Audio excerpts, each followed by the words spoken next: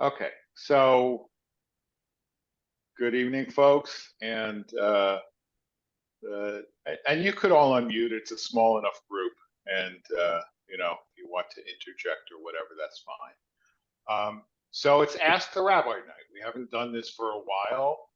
Um, in some ways, at any rate. So first question, just jump right in. Yes, Sue. I had a feeling it was going to be either you or D. I don't.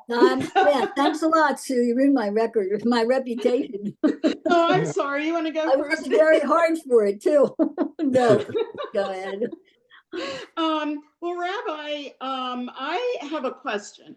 So during the Christmas season, you hear, you look in the paper and see different things about the Christian religion.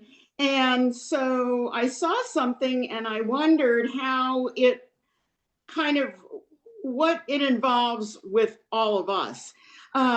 So I've always heard that male children during the time of the temple were presented in the temple sometimes. But I understand the Christian church has a feast for Mary being presented. And I never realized that girls were presented in the temple, and evidently she was left there for a period of time. And I just wonder what that involved, whether everyone did it or why it was done and all of that. I never heard of this. Oh. Go back to your sound. No, I never heard of this.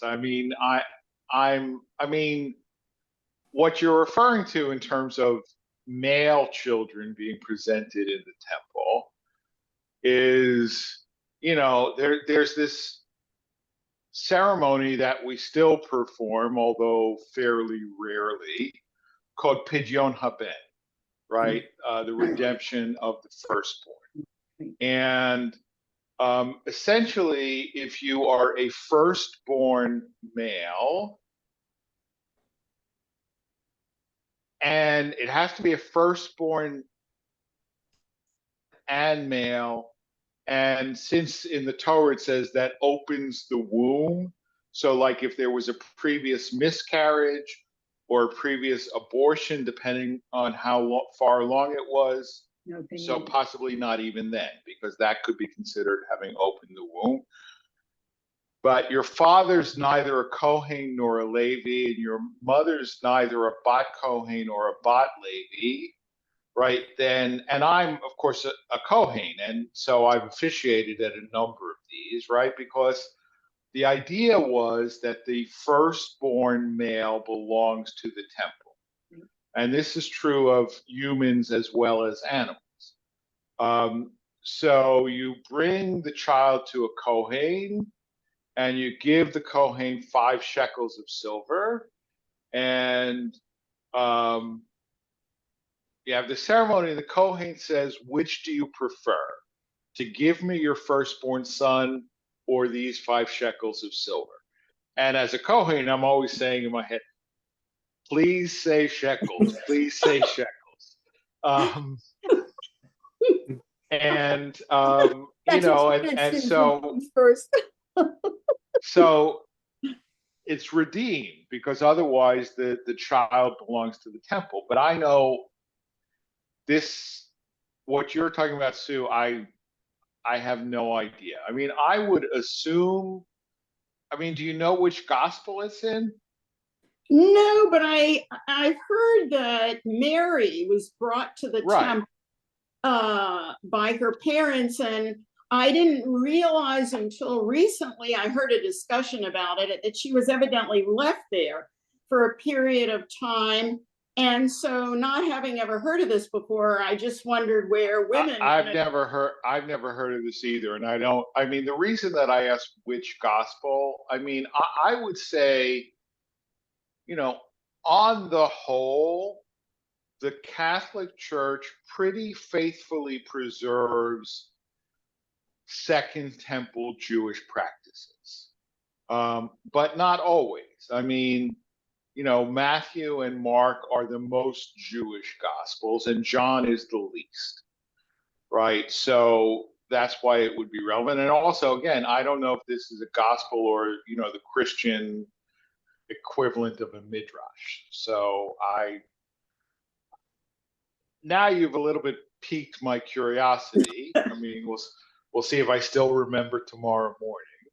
And if I A, remember tomorrow morning, and B, find something out, I'll let you know. But I'm embarrassed that I can't answer that. I really don't know.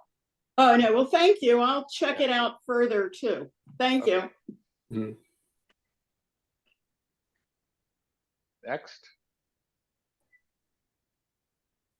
I'll D. go. Oh, no, D, go ahead. Then I'll go. No, you go. Go ahead. Oh, all right. So I've been doing some research recently into purchasing burial plots. Right. And discovered to my surprise that I think Judean Gardens at least allows for what they call cremated remains, I think. Uh-huh. And I think Garden Remembers as well. And I'm thinking, wait a minute, I thought the halacha bars cremation. Why are they doing this? So can you explain why this is happening? Yeah. All right. So let me dispose of Garden of Remembrance. Wrong word. Let me deal with Garden of Remembrance first. You're on a roll tonight. No, that was completely unintentional.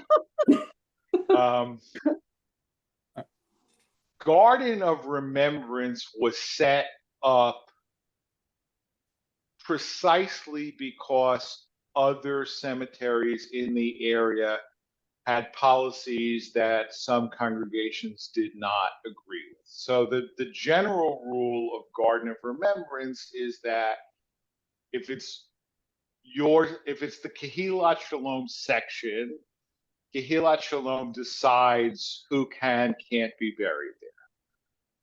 If it's the Washington Hebrew section, Washington Hebrew decides. Okay, so if a particular congregation, and then of course there's general sections that don't belong to any particular congregation, and actually the burials are about 50-50 between people being buried in congregational sections versus the general sections. So if a particular the congregation says we're fine with burying cremains, then that's okay. Judean Gardens, Judean Gardens is a commercial for-profit operation. So I suspect that that's as much a motivation as anything else. Having said that,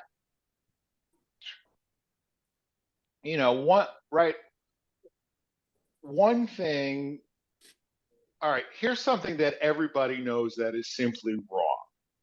Okay? If you have a tattoo, you can't be buried in the Jewish cemetery, right? Everybody, I mean, at least in our generation, right? Everybody knew that, and that's why I'm venturing a guess that nobody here tonight has a tattoo.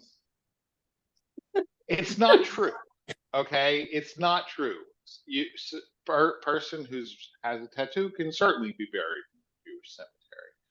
And similarly, while halacha forbids cremation, I mean, halacha forbids a lot of things, right? And yet we don't say somebody who violated halacha can't be buried in a Jewish cemetery, right? And so, the first time that the RA actually ruled on this question was, I think, it was in the early 60s. And the law committee ruled at the time that cremains not only can be buried in a Jewish cemetery, but should be buried in a Jewish cemetery because they're human remains of a Jewish person, but without a rabbi officiating, lest that be viewed as approval.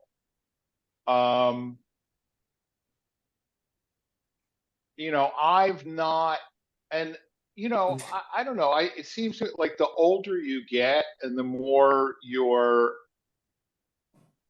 beliefs or ideals encounter reality, the more flexible you become, right? So if you had asked me, I don't recall this issue coming up when I interviewed here, but if the search committee at the time had asked me, will you officiate at a funeral before cremation, I would have said no. But in fact, I've done it twice. The only caveat is that the body has to be intact at the time that I officiate at the funeral. And then what happens after is not, is not in my hands anymore. I have never, this is going to sound weird, but I have never knowingly officiated at the burial of cremains.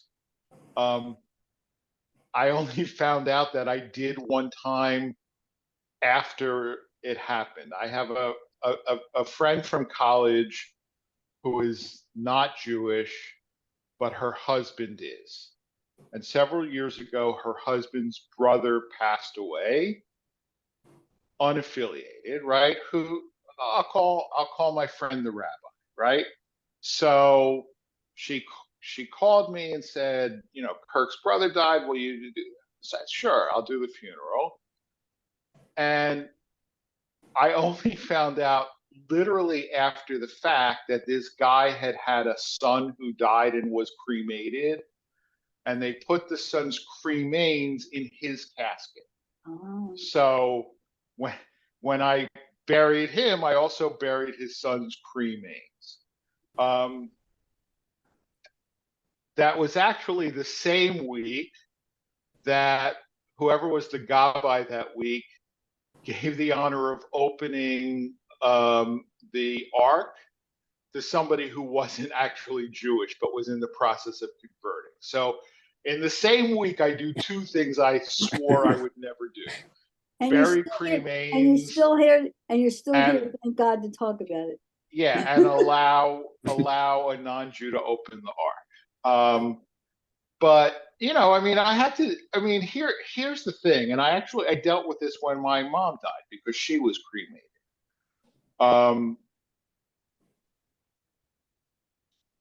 If you look in the halakhic codes, right, and they say if somebody's cremated, you don't sit shiva, you don't observe shloshim, nothing, right? And then what is the assumption?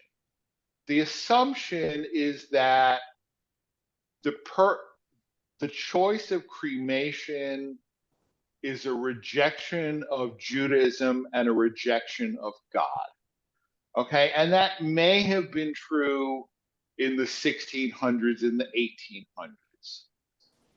It's not necessarily true now, right?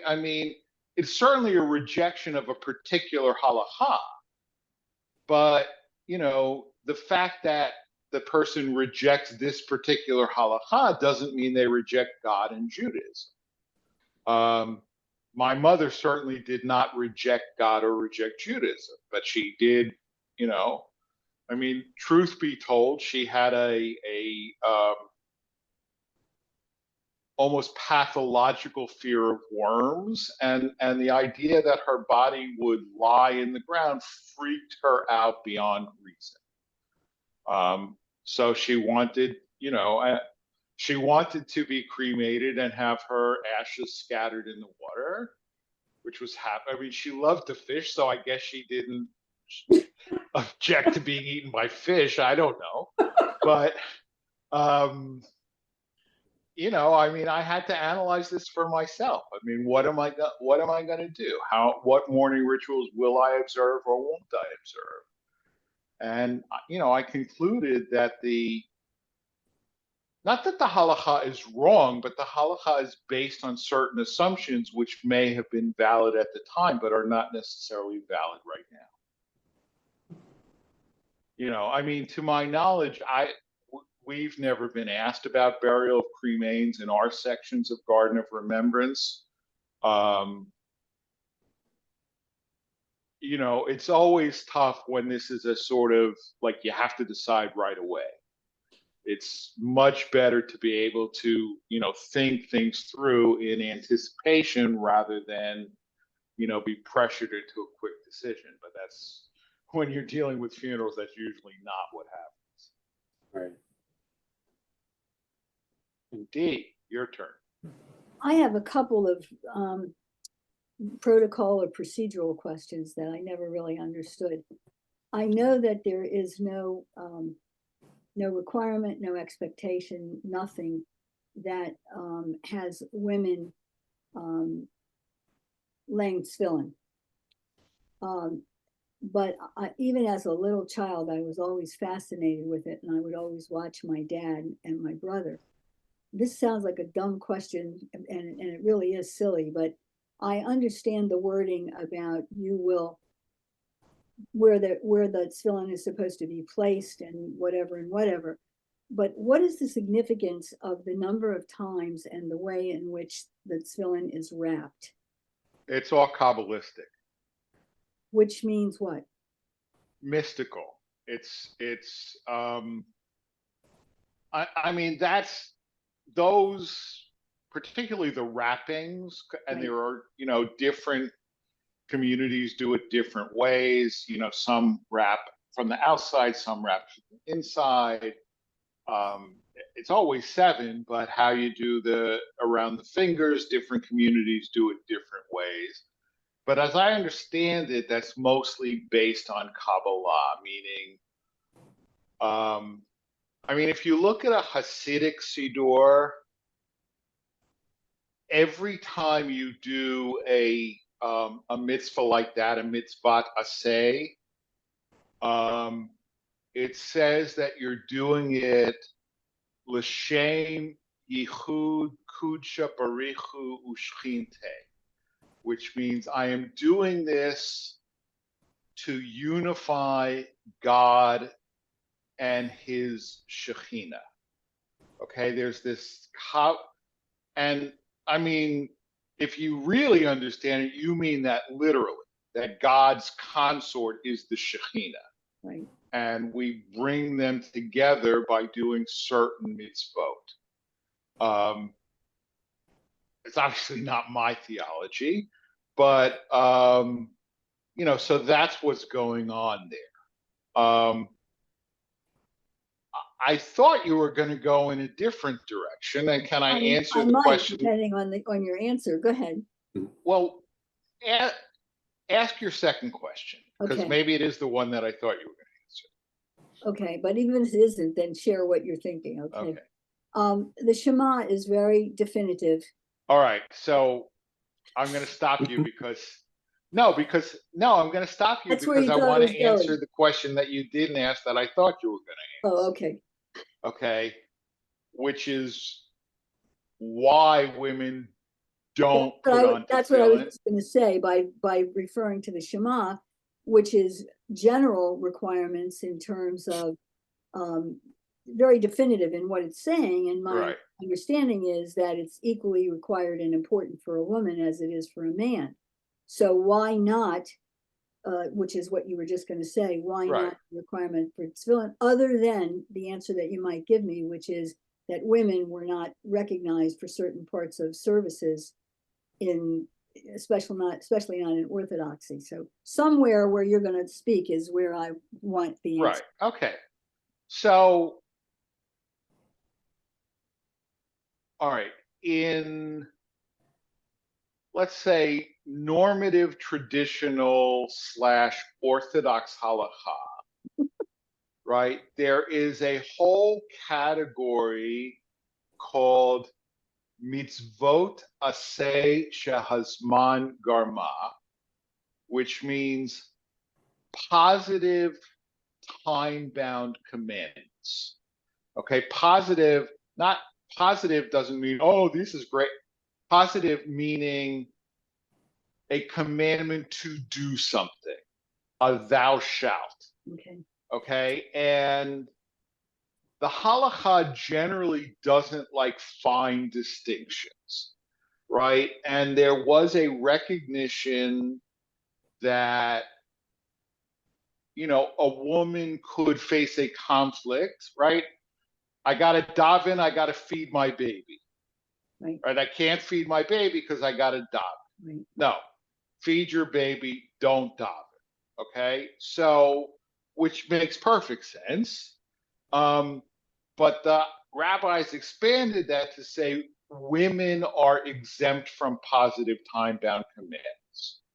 Okay, so anything that is a thou shalt that's connected to a specific time, um, women are exempt from. The first obvious exception being lighting Shabbat candles, right? And then like taking challah when you're baking or whatever. But in general, women in Orthodox halacha are not required to do any ritual that is meant to be done at a certain time. Okay, so that would certainly include tefillin. Having said that, right, so within Orthodoxy, there's a dispute, does not required mean forbidden? Right? And some say yes and some say no, right? So if you ask, you know, a non-modern Orthodox rabbi, they would say women may not put on tefillin. If you ask a more modern Orthodox rabbi, they would say women are not required to put on tefillin, but they may. Okay, now what does conservative Judaism say, right? And this is where nobody except the 1,300 rabbis and however many who belong to the RA and however many cantors belong to the CA actually know this, right? I mean, the reason that women were not eligible to be rabbis and cantors was because of this idea of mitzvah aseh man garma, right? In other words, I mean, look, there are now Orthodox women rabbis, okay, but they don't lead services, they don't count for a minyan, because these are things that women can't do in Orthodoxy. Right now, you are the search committee of Kehilat Shalom. You have a rabbinical candidate who says, I'm happy to, you know, teach and rule on matters of halacha and pastoral care and all that, but I can never lead services and you can never count me for a minyan, right? How enthusiastic is the search committee going to be about that candidate, right? So it's just not feasible, right? So they had to find a way so the big hurdle was really not women rabbis so much as women cantors. You know, but so they had to find a way for women to be allowed to count in a minyan, et cetera, et cetera, et cetera. Okay, so the original basis was a response by Rabbi Joel Roth, who said that an obligation imposed by taking a vow is identical to an obligation imposed externally by the halakha, right? So originally, women who wanted to study for the rabbinate or the cantorate at JPS had to formally take a vow to be obligated by all the mitzvot that men are obligated. Okay, eventually they did away with that and they just posited men and women have equal obligations. Okay, now to me, the first one actually makes a lot of sense, but it's impractical, right? I mean, it's Shabbos morning, there are 6 men and 4 women, right? in order to determine that there's a minion, I need to go from woman to woman and say, did you take the vow? Did you take the vow? Right? Not only before I can count you in a minion, but before you can have an aliyah, before you can lead davening. It's impossible. I mean, it's logically airtight, but it can't possibly work in an actual congregation, right? So what they did is they simply posited that men and women are equally obligated. Okay, now if I were a woman, in a way this would bother me because you've now all of a sudden given me all these obligations that I didn't have and didn't ask for. Right? So but it matters, okay? Right. Because if only men are obligated, right, then tomorrow morning I get up, tomorrow morning Joe gets up, we don't put on tefillin, right? I'm not speculating whether Joe does or doesn't, but the point is, if Joe or I do not put on tefillin tomorrow morning, we sin. Guess what? If any of you women don't put on tefillin tomorrow morning, you also sin now, because we have posited that men and women have equal obligation, right? So far from in conservative Judaism women not being allowed to put on tefillin, in conservative Judaism women are actually required to put on tefillin, even though the number who actually do that is, I guarantee it's less than 1%. But if that's the case, it's right. never been mentioned in any kind of sermon or any kind of discussion, or even in our Hebrew school, or even when I was growing up, to be teaching women to. Well, when you were, I'm talking about since I'm talking about now 1990 or too. so. Yeah, I'm talking about now too. Right. Well, so you don't actually know what is taught in our Hebrew school. So no, not in yours, but I. Right, but this state of affairs only exists since around 1990.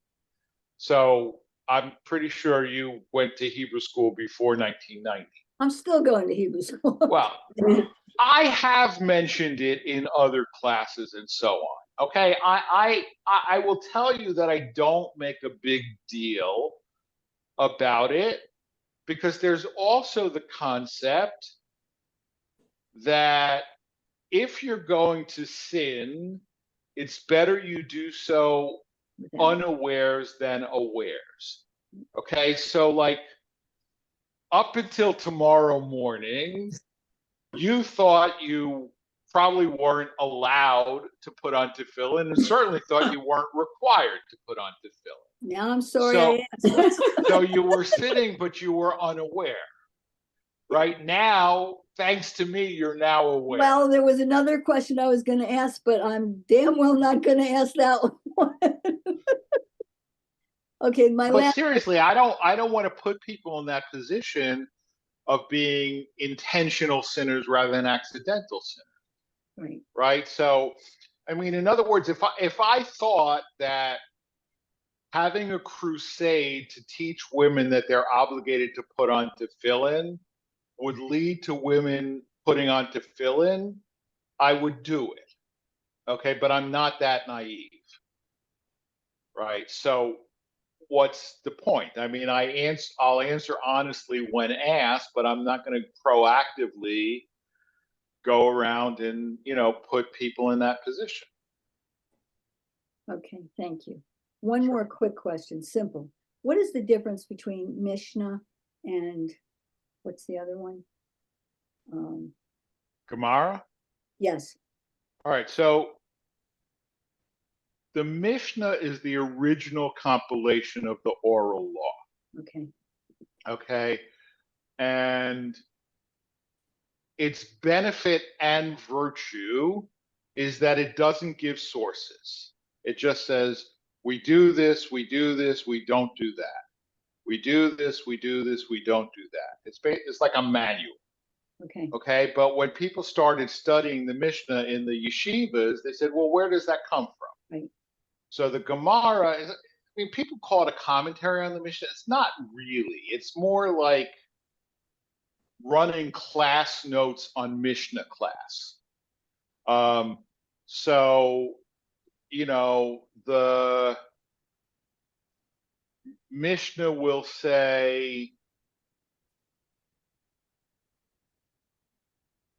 we have until 10 a.m.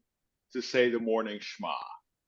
And the Gemara will say, well, where the heck does that come from? And it'll go pages and pages and pages of back and forth. Okay, thank you. Rabbi, I'm just curious, following up on what Dee said, I wonder when there is an adult bat mitzvah class, if they show people how to put on tefillin, because you do see more and more women wearing talis, and I'm Right. thinking that maybe if they knew how to put a tefillin on, that more women would do that. Right. I mean, look, there's no like official standard curriculum for an adult bat mitzvah class, so it's up to the person who's teaching it what they want to teach. I mean, I would certainly include tefillin in the curriculum. Look, another frankly drawback to getting more people to put on tefillin is they're very expensive. Yeah. I mean, I would say by now that if you're paying less than $350, $400 for a pair of tefillin, they're almost certainly not kosher.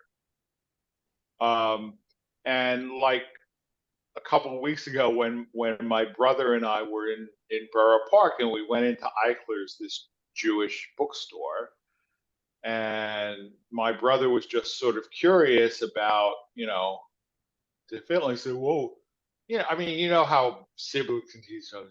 Why don't you get another pair of tefillin?" And I said, because I guarantee you, no pair of tefillin in this store is less than $900. And it's not because they jack up prices. It's because it's a Hasidic-owned store, and they're stricter about the requirements than other places might be. So, it's really, I mean, people aren't going to spend, $400 to $900 or more just on a lark. Which is another reason why, there's no point in sort of making a big deal about it. And they have to be kosher, just like mezuzahs, right? Right. I mean, the requirements for them being kosher are much more complicated, okay? Because they have inside them, I mean, it's not the same parchment, but it's the same passages that are inside a mezuzah.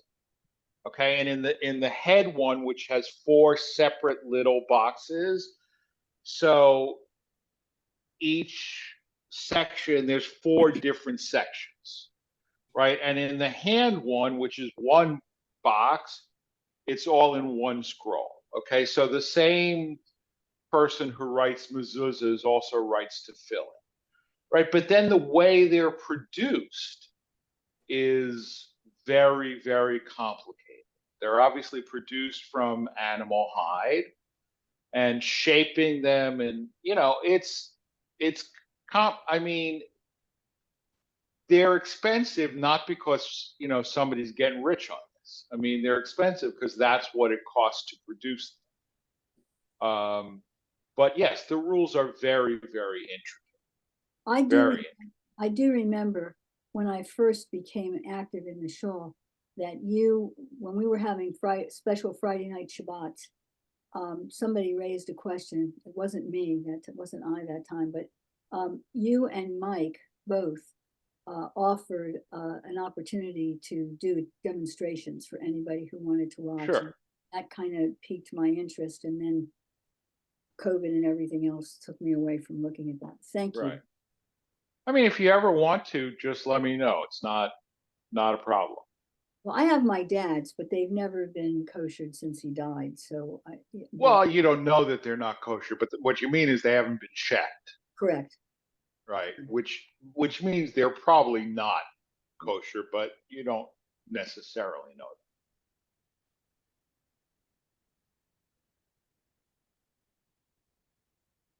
Yeah, Wendy. So I, hate to do this, but getting back to funeral and burials, I recall as a very young child when my grandfather, Kehilat Shalom, passed away. He was in Florida, but the family plot was in Pennsylvania. And so in order to bring his body across state lines, he had to be embalmed. Right. And I remember my dad being really worried that they would get him up to Pennsylvania and that they wouldn't allow him to be buried there. Now he was. Right. I don't know what the discussions were, if there were any, but have you run across that? I have actually. I mean, yes. So first, let me say that halacha does not allow embalm. Right. It's desecration of the body, et cetera, right? But having said that, as I said to Joe about cremation, that doesn't mean you can't be buried in a Jewish cemetery, right? Now here is a true story. I had when I was in Norwich, Connecticut, I had two congregants who were brothers at the time of hearing this story. I guess the older one had just died. He was about 85, maybe 88, and his brother who was a few years younger. Okay, and at the Shiva, he told me that although his brother had his bar mitzvah in Norwich, he had his bar mitzvah in Brooklyn. Why did he have to have his bar mitzvah in Brooklyn? Because shortly after his older brother had his bar mitzvah, a federal law was passed that any body being transported interstate had to be embalmed. Okay, and his grandfather from that point on never left the state of New York because he was worried, what if I go up to Connecticut and I die in Connecticut and then they'll have to embalm me to bring me back to Brooklyn for burial. Right, so he never, ever, ever left the state of New York again for as long as he lived. And so if Stanley's grandfather was going to be at the bar mitzvah had to be in Brooklyn, even though they all lived in Connecticut. So, I mean, this concern. So when you mentioned this, it was not the first time I heard this concern. Again, I would imagine that, first of all, there's a difference between doing something by your own choice versus, force majeure. Right. In other words, who was it who died in Florida? My grandfather. Your grandfather. Your grandfather didn't choose to be embalmed. No. Right. The law required it. Right. Similarly, as a general rule, we don't do autopsies. Right. And if the police or the coroner is going to require an autopsy, very often the family will call me and they'll say, can you talk to him and see what you can do? Right. But if the coroner says, look, my hands are tied, then that's it. It's not like you asked for it. So I would say, you know, I don't know. I mean, of course, I can't imagine somebody choosing embalming who was going to have a normal Jewish funeral within a day or two. I mean, what would be the Yeah. point? But if it was a situation like this where somebody died in another state, I mean, look, I have done plenty of funerals where the person died in a state other than where they were buried.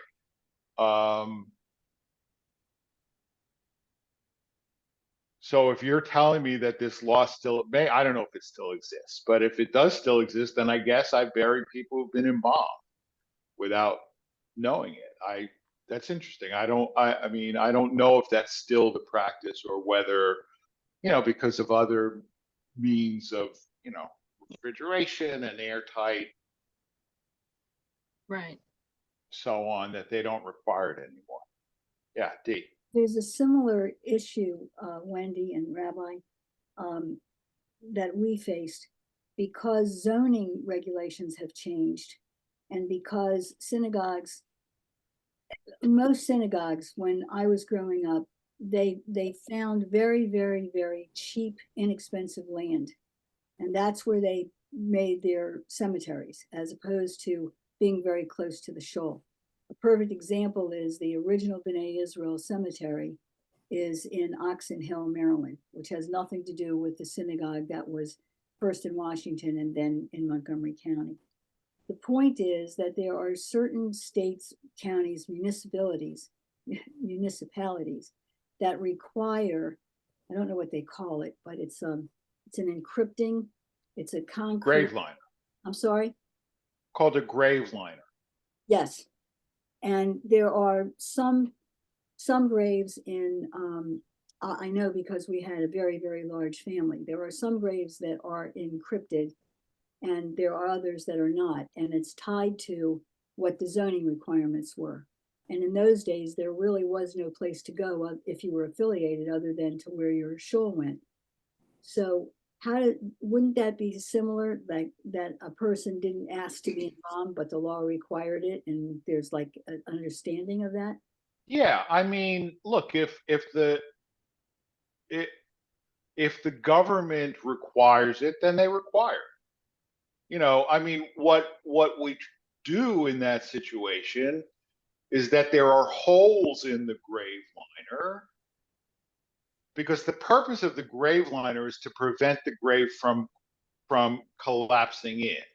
Or It's sliding? not Yes. to somehow, I don't know, protect groundwater or something like that.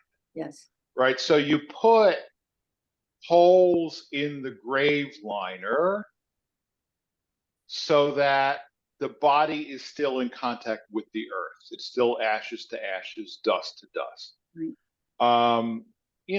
And sometimes it's not even the state. I mean, in one of the cemeteries in Norwich, the cemetery requires it, and rightly so, because it's swampy land. Exactly. And, if it's, nobody wants a grave, God forbid, to collapse in on itself. Exactly. So that's the reason for grave liners. I mean, I very rarely seen them up here. Well, King David has some of them. There was a big political thing about Judean gardens, and then there was a lawsuit, as a matter of fact. But in the cemetery that I'm talking about, my grandfather died, and he was in a regular grave. Then his wife, my grandmother, died, and she was encrypted because his had already slid into where the grave had been dug. So. Yeah. Okay. The interesting thing about that, though, is after Kurt passed and I called Andy to get a couple of plots because we didn't have them. She said, well, there are 2 left in this one section where you don't have to have a grave liner. Okay. The newer ones you do. Right.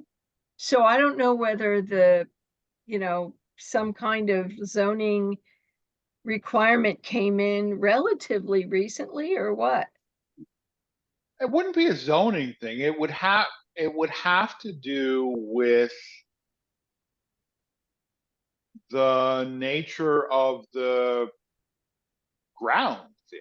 I mean, the only reason that a Jew, because if it's required, I mean, they would say all new burials regardless, Okay. right? It has to do with what is the propensity for the grave collapsing in without a liner, because that's the purpose.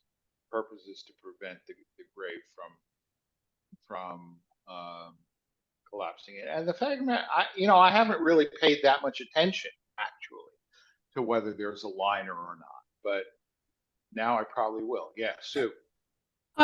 Speaking on the same topic, two things come to mind. First of all, people that have burials in Israel, I wonder if there's any special embalming or anything that's required for the plane. Oh, there isn't? No, I mean, particularly with El Al, the body would be enclosed in a double travel coffin. Okay, and the reason for that is because of Kohanim. A Kohen is not supposed to be in the same enclosure as a body. Okay, but if it's a double coffin, then it's a coffin in an enclosure, and then the plane itself is no longer an enclosure. Okay, and that's what allows observing Kohanim, to fly El Al. But no, I mean, it's especially because people who choose to be buried in Israel are usually more observant. So if you told the average Hasidic Rebbe, well, you can be buried in Queens and not be embalmed, or buried in Israel but be embalmed, they would say, well, then I have to be buried in Queens. There's no question. I mean, there are companies that specialize in this kind of thing, and handling burial in Israel, but there's nothing special done other than the double coffin that goes in the cargo hold. Well, Rabbi, my other question is, thinking of like New Orleans, and also some of the older cemeteries that have like, little Mausoleum. right, little like house, like the family plot inside of like a building. So do we allow above ground burials like that? I believe in New Orleans they do, because there's no other alternative. I mean, actually, because the last trip that Kelly and I took before the pandemic was to New Orleans. And actually, so I guess the last time I was actually on a plane was flying to New Orleans and back. But yeah, they have to do it that way. I mean, I don't know if, I mean, it's not the whole story. They actually lay the body on a shelf in that tomb, that family tomb. And then about a year later, they just take a thing and they push the bone off, because by now the flesh is decayed, and they push the bones off into the back so that there's like space for another entombment, which I suspect would be halachically fine. I mean, they're not desecrating the body in any way. Well, in Oxon Hill, they actually have what look like mini colonial mansions, and they are mausoleums, and you can literally walk in. But I don't think it's being done the same way as New Orleans. No. But they're incredibly expensive. Very expensive. I mean, a mausoleum would be something, again, that, I mean, I've never been asked to do a funeral where the person was going to be entombed in a mausoleum. I suspect I would gently try to talk them out of it, and then if I couldn't, I would do it anyway. I mean, if I'm going to do a funeral where there's going to be a cremation, certainly, placement in a mausoleum is a less severe violation of halakha than that. Well, it didn't way back, like, I don't know, 1st century or before, when someone died, did they like leave the body for a year or so and then they collected the bones and put it in an ossuary? Correct. That's exactly what they did. So that would be kind of the same thing that. Right. The New Orleans thing would be, pretty much exactly the same thing. Yeah, absolutely. I have a question going to modern culture, Okay. specifically the culture of apology. What did you think of Kanye West's apology in Hebrew for his anti-Semitic statements? Does it make it better or worse? I don't know if he wrote it himself or. Well, he certainly didn't write it in Hebrew himself. I'm not quite sure of that.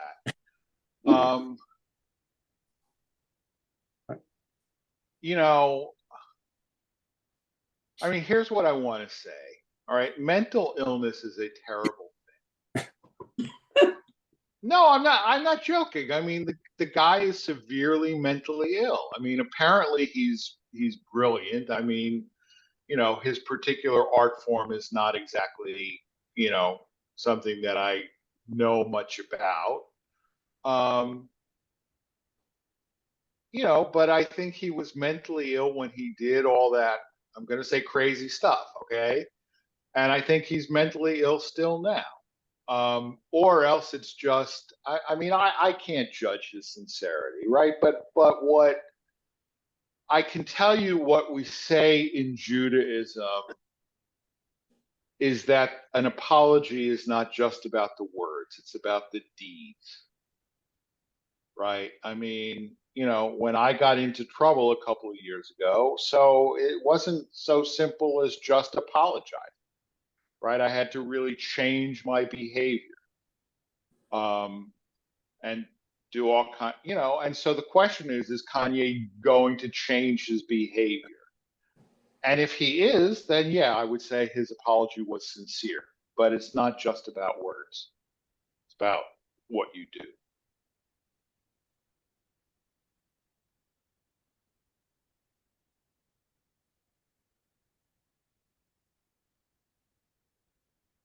All right, anybody else? All right, if not, enjoy the snow if it comes. My prediction is anywhere between a dusting and 7 feet. I can't handle 7 feet. My little Bernie is only about 4 inches off the ground, and it's hard enough as it is now. Right. So we'll see. But if we do get, particularly if we get sleet or slush and you have to go into it, I mean, you don't have to do it to come to shul on Shabbos morning, which more and more looking like the right call. Whether I have a non-Judaic question. Are you feeling? Yeah. Are you feeling better? I'm slowly getting better. Yeah. It's going to be,